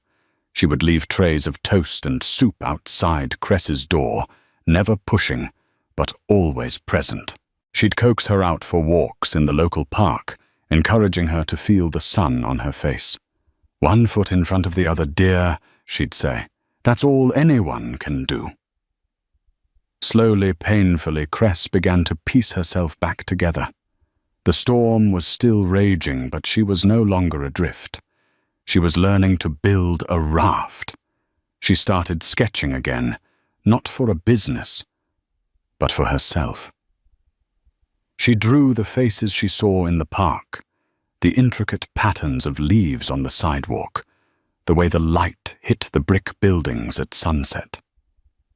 It was a way to reclaim a part of herself that Lucius had tried to extinguish. She was no longer Cressida Montclair, the millionaire's wife. She was Cress Bishop, a designer, a survivor, and a mother-to-be. And in the quiet anonymity of her new life that felt like a promotion, months bled into one another. The city transitioned from the crispness of late autumn to the deep freeze of winter. Cress's belly grew round and full, a constant living reminder of the new life she was now solely responsible for. The sharp, acute pain of Lucius's betrayal had dulled into a persistent heavy ache, but her focus had shifted. Her survival and the well-being of her baby became her entire world. She found a quiet rhythm in her life with Mrs. Peterson. She helped with chores around the house. Her sketches began to fill a new portfolio, and she even took on some small freelance jobs designing logos and brochures for local businesses. The pay was meager, but the sense of accomplishment was immeasurable. Each dollar she earned was a brick in the foundation of her new independent life. One particularly cold and snowy afternoon, with the city hushed under a blanket of white, Mrs. Peterson asked for her help clearing out some old boxes from a storage closet. "My old bones aren't what they used to be," she said with a smile. Amongst the dusty relics of a life well lived, Cress found a small wooden trunk tucked away in a corner. It was hers. Her mother had sent it to Mrs. Peterson for safekeeping when Cress had first moved in with Lucius, filled with childhood mementos and things that didn't fit into the sterile minimalism of the penthouse. She had completely forgotten about it. Curious, she pried open the lid. Inside were photo albums, her old art school projects, and a collection of her grandfather's things. Robert Bishop had been a master tailor, a quiet, meticulous man who had passed away when Cress was in her late teens. He had been her first mentor, the one who taught her about the feel of different fabrics, the importance of a perfect stitch, the soul that could be woven into a garment. She lifted out his old sewing kit, the heavy shears he used to cut cloth, and a small velvet pouch.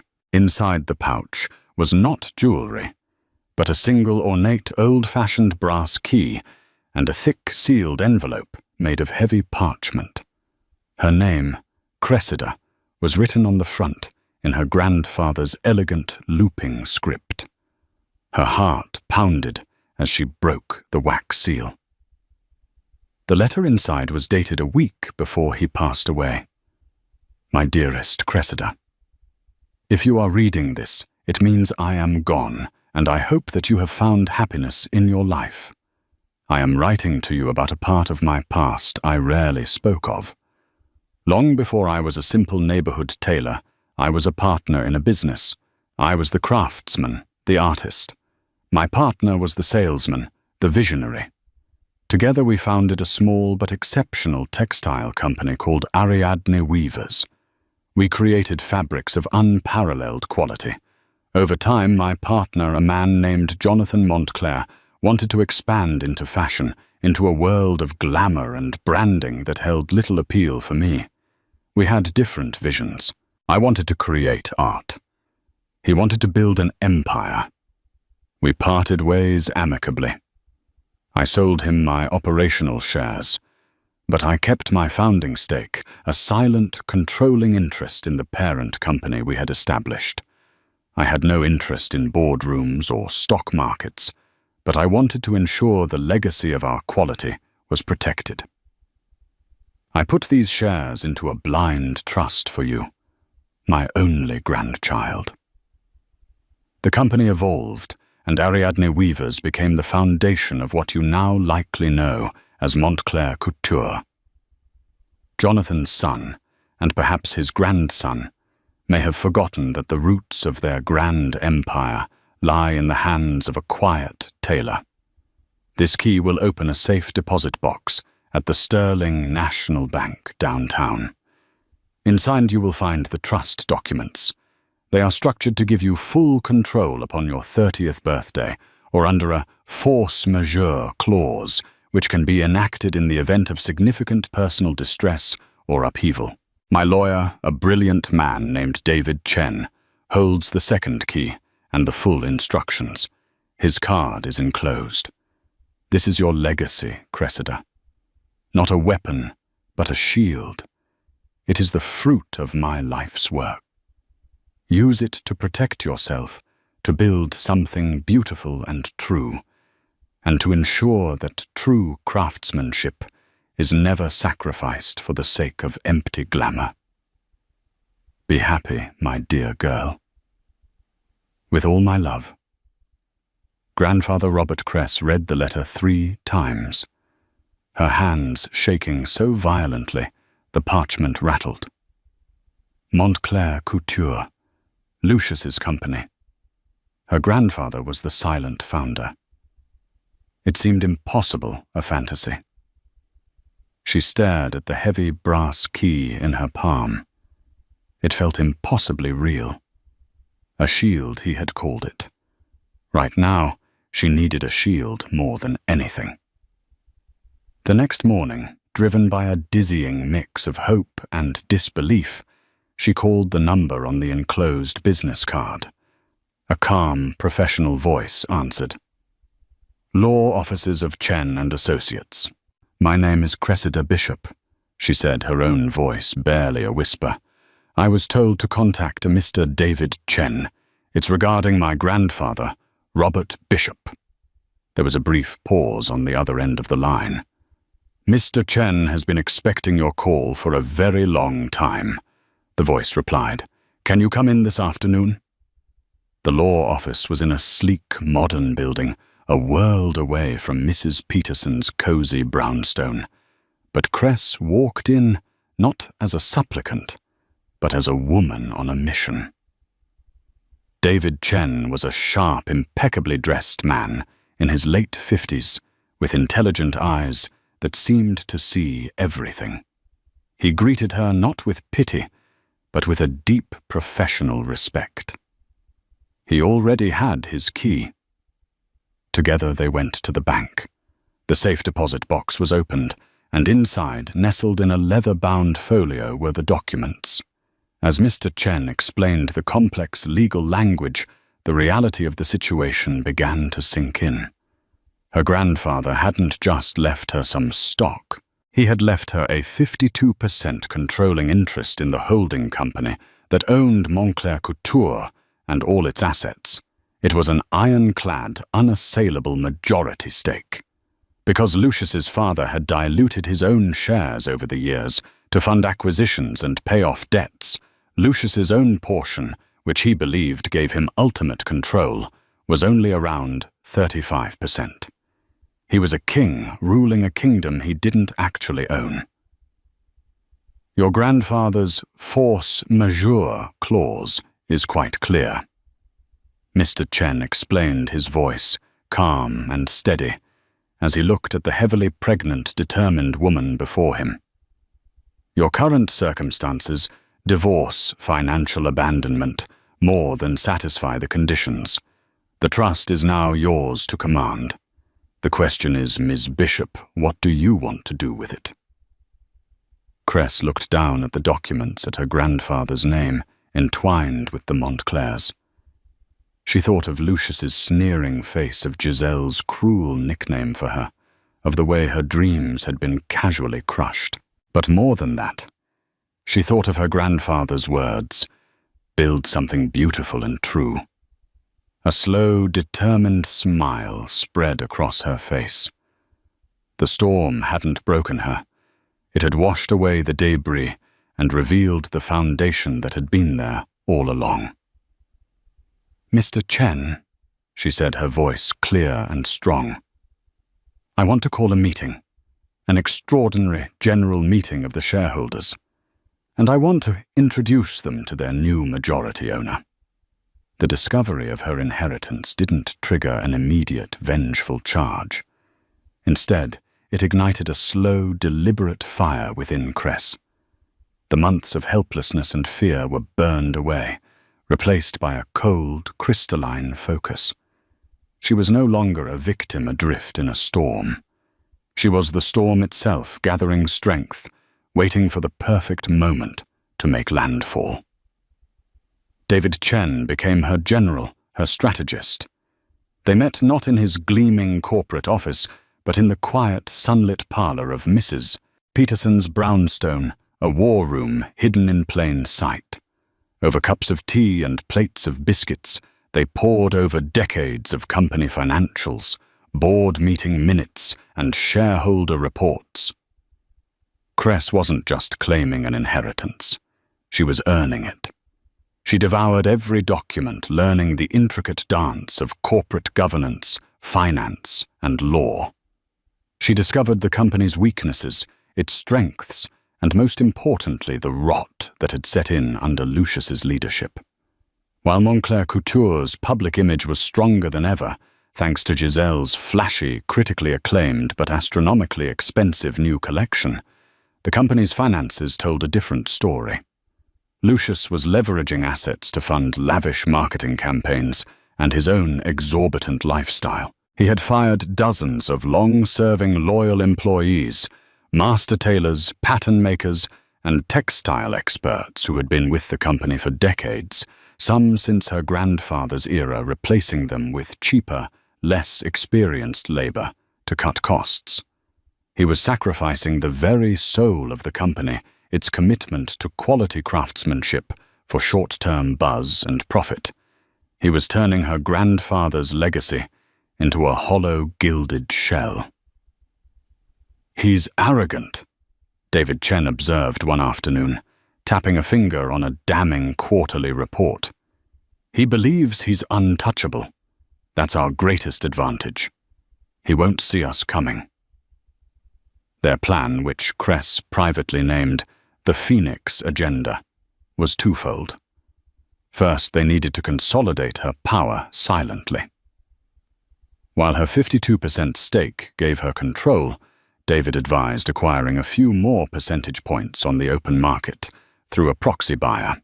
This would not only fortify her position, but also create a small stir, a tremor that might put Lucius on edge, but wouldn't reveal the true source of the earthquake to come.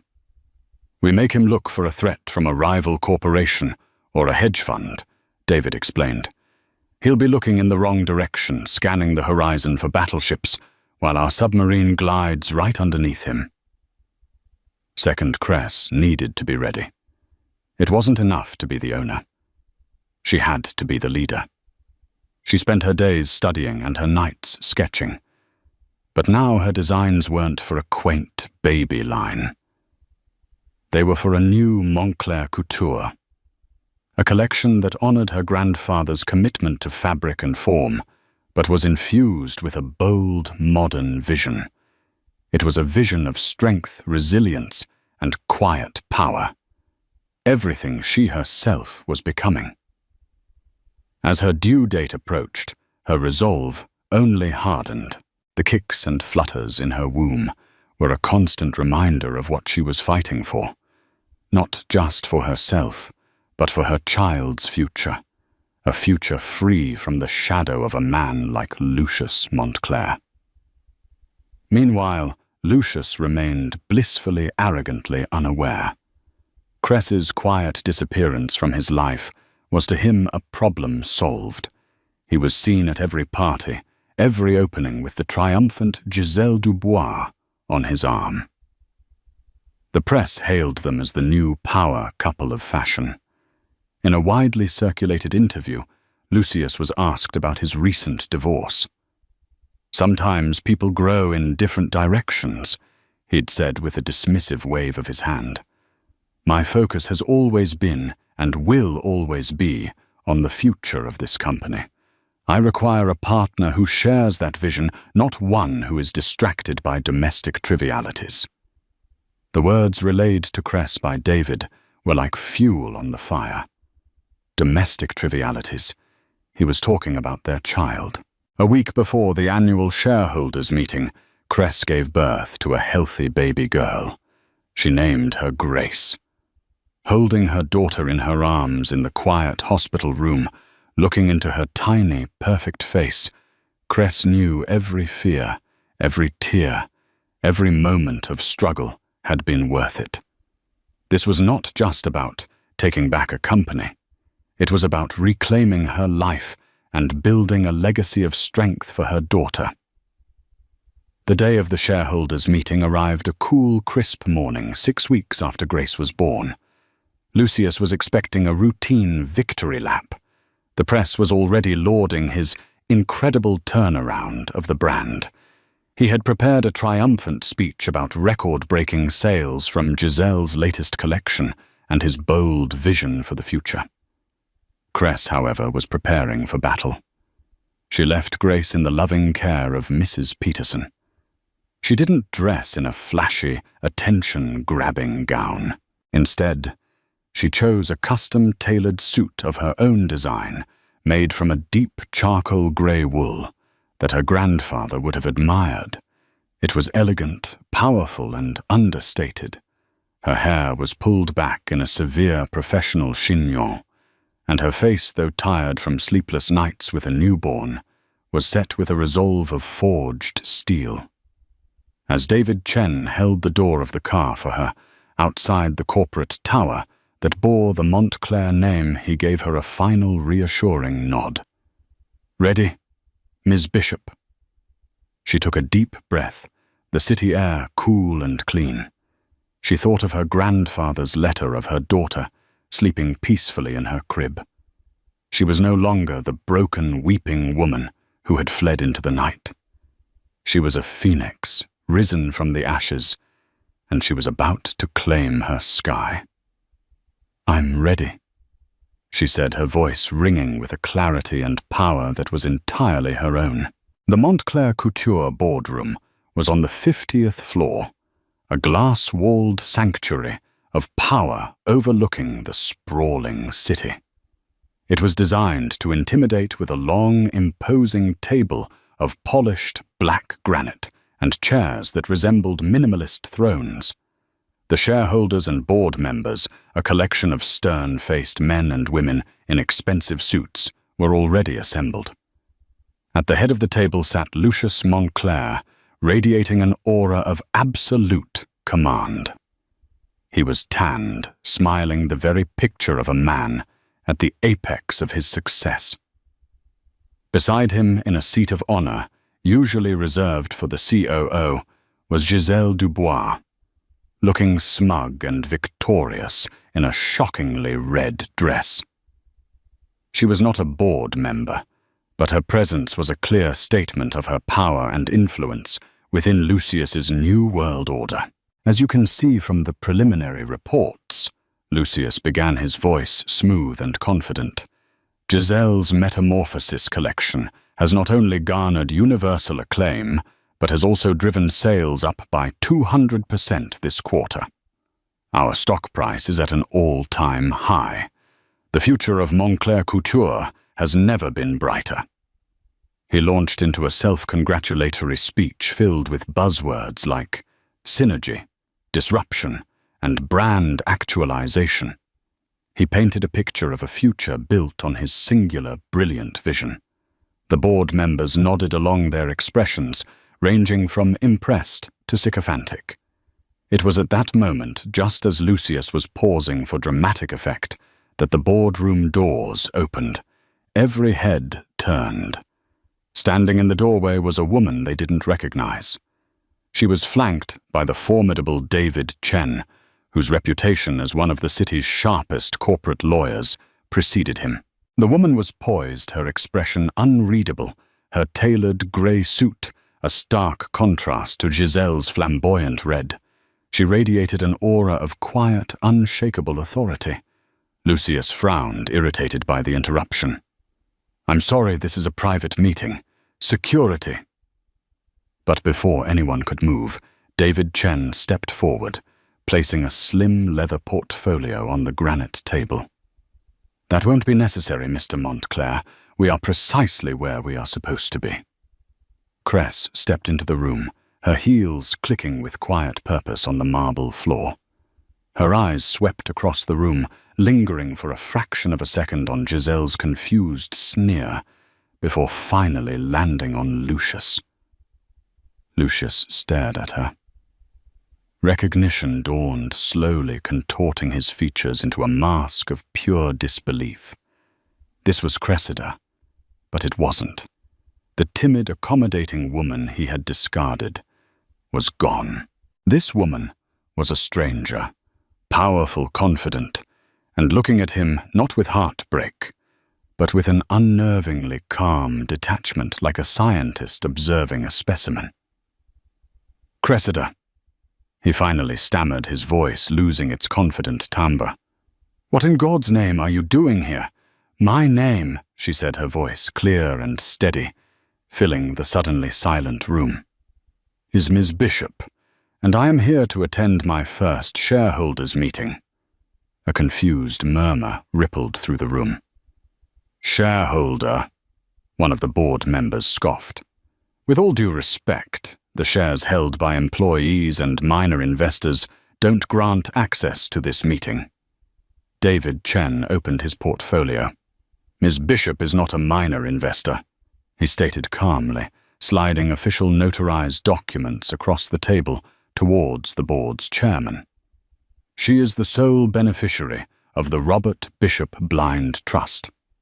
As of 2 months ago, she has taken active control of that trust."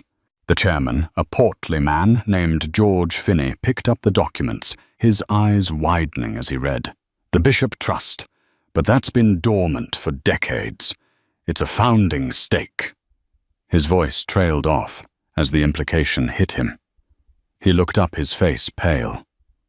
"To be precise," David Chen continued, "the trust holds 52% of the voting shares of the parent company, Montclair Holdings International. My client, Ms. Cressida Bishop, is the new majority owner."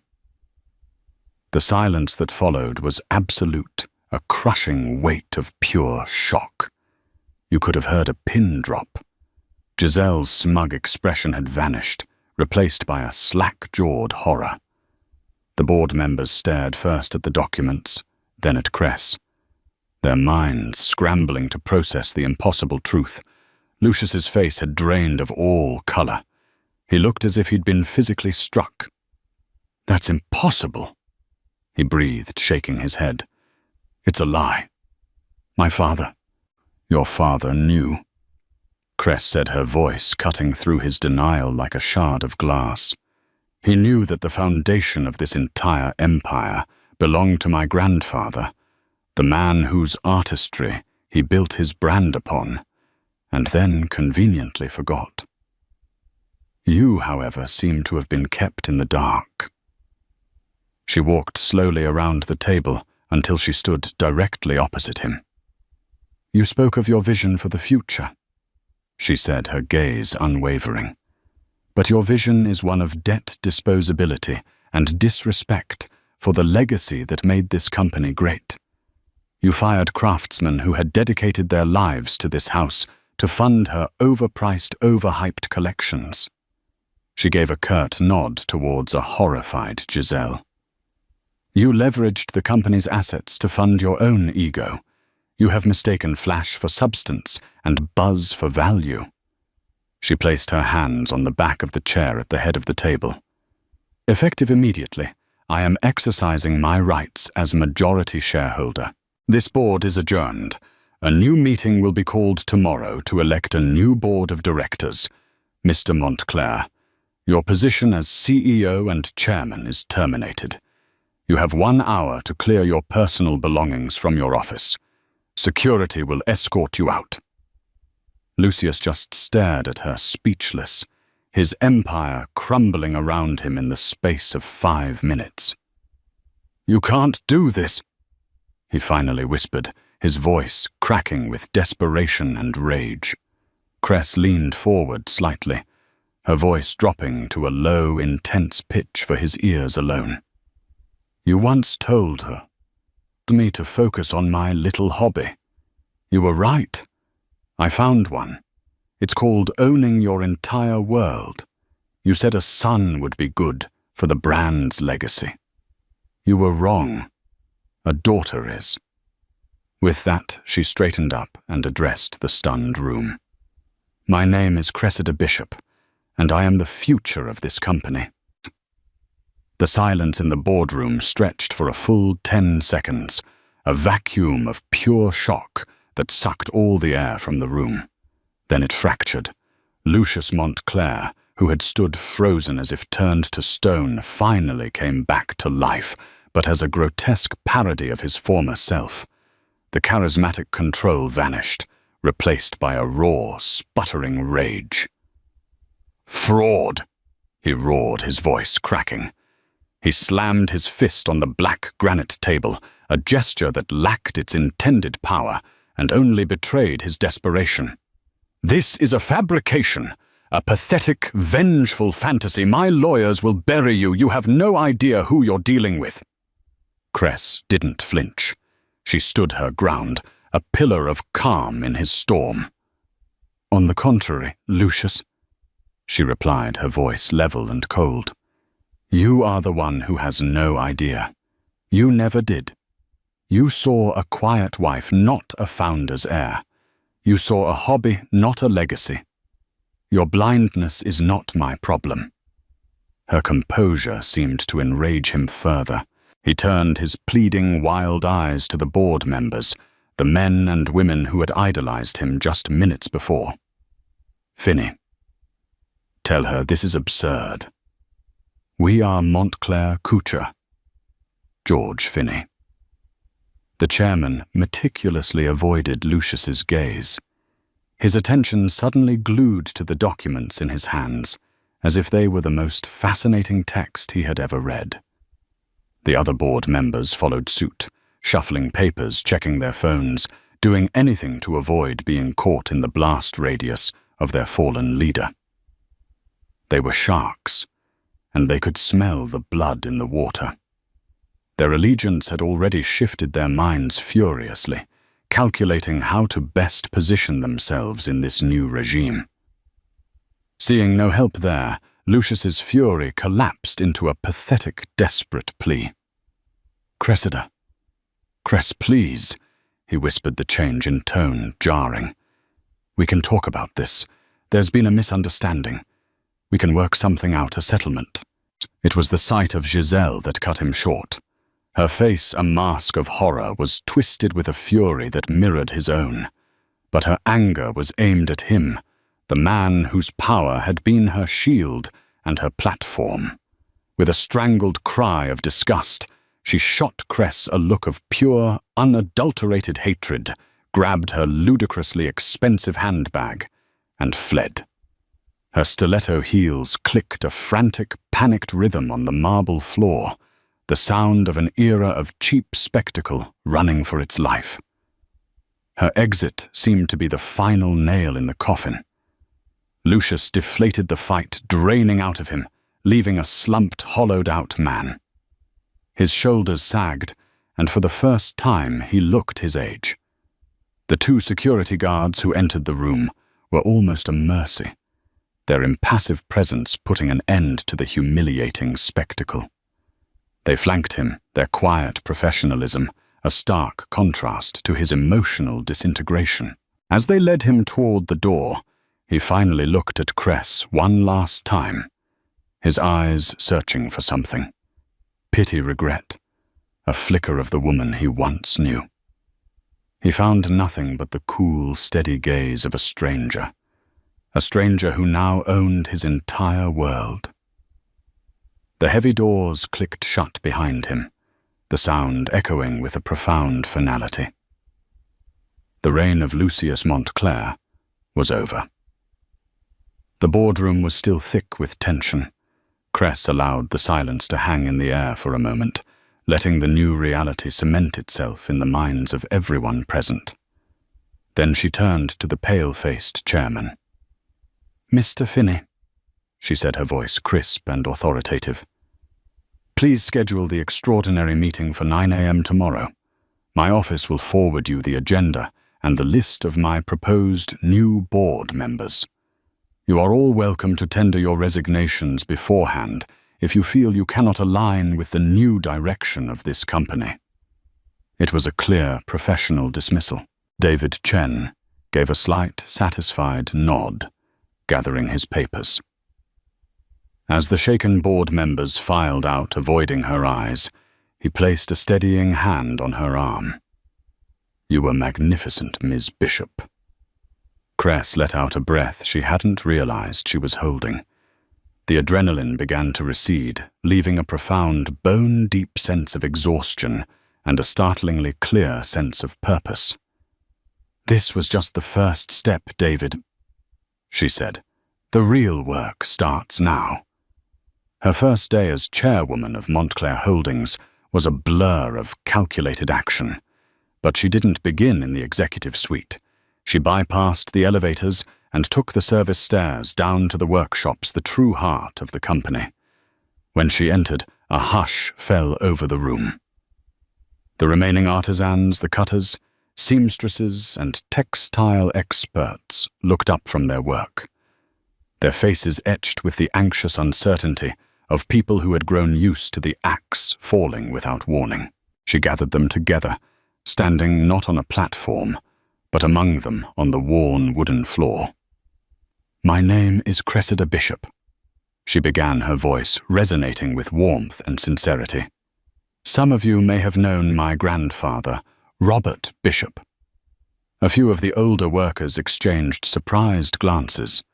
An elderly tailor at the back, a man with hands gnarled from 60 years of holding a needle, let out a soft gasp.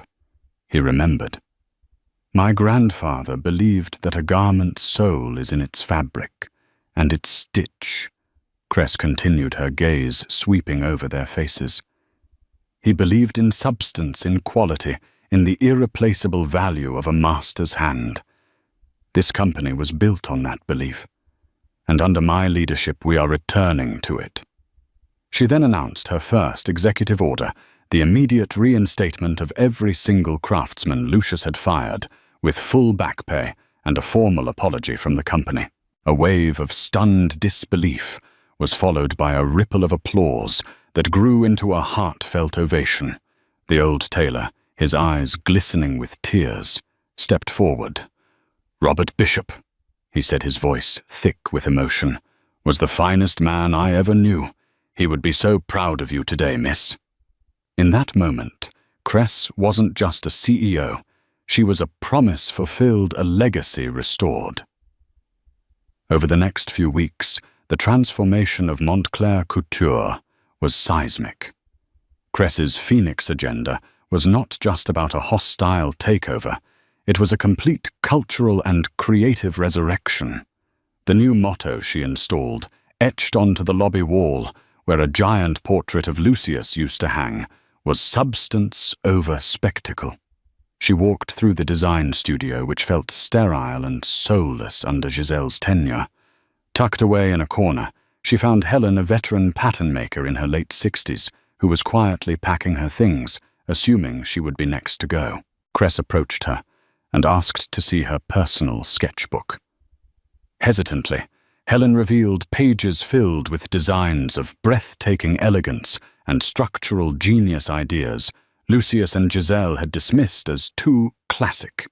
"Helen," Cress said, her voice gentle but firm, "I'm not accepting your resignation. I'm offering you the position of head designer." The woman stared at her, speechless, as Cress explained her new vision, a company led by the talent that had been its bedrock all along. The most symbolic change was the C-suite itself. Lucius's office had been a monument to his ego, all black marble chrome and oversized modern art with a desk the size of a small car. Cress had it all stripped out. The dark walls were painted a warm, inviting white. Sunlight, once blocked by imposing blinds, was allowed to flood the space. In place of the massive desk, she brought in a large communal work table covered in fabric swatches and sketchbooks, and in the sunniest corner, she placed a beautiful handcrafted bassinet. Her daughter Grace would often sleep there as Cress worked, a living, breathing symbol of the company's new life, a future that was female, nurturing, and creative at its core. One evening, months after the takeover, Cress stood at the vast window of that transformed office, holding a sleeping Grace in her arms. The city lights glittered below, no longer mocking her, but spread out before her like a kingdom of her own making. She thought of the woman she had been, the heartbroken wife, fleeing a party in a borrowed gown, the terrified mother-to-be huddled in Mrs. Peterson's attic room. She thought of the weight of her grandfather's key in her palm, the key that had unlocked not just a fortune, but the strength that had been inside her all along. The world was calling her story a tale of revenge. But as she looked down at her daughter's peaceful face, she knew it was something more profound. Revenge was a fire that consumed itself, leaving only ash. What she had done was an act of restoration. She had saved a legacy from ruin and built a future for her child. She was no longer a prisoner in a gilded cage. She was the architect of her own destiny, a creator, a leader, and a mother. She had walked out of her old life broken, but in doing so had discovered the parts of herself that were truly unbreakable. Her reign, the reign of a bishop, had only just begun. And there you have it, the incredible story of Cressida Bishop, a story that proves that the deepest betrayals can sometimes forge the strongest souls. She went from a broken, pregnant wife with nothing to her name to the powerful leader of a fashion empire, not through revenge, but through resilience, intelligence, and by reclaiming a legacy she never knew she had. Her journey reminds us that our true strength often lies dormant, hidden in our history, and in our character just waiting for a crisis to awaken it. It's a powerful lesson that sometimes losing everything is the only way to truly find yourself and build something even more magnificent in its place. What did you think of Cress's ultimate power move? Was Lucius's downfall everything you hoped it would be? Let us know your thoughts in the comments below. If you were moved by this story of strength and poetic justice, please hit that like button. Share it with someone who needs to hear a story of triumph, and most importantly, subscribe to our channel for more unforgettable, real-life dramas. Your support helps us bring these powerful stories to light. Thank you for listening.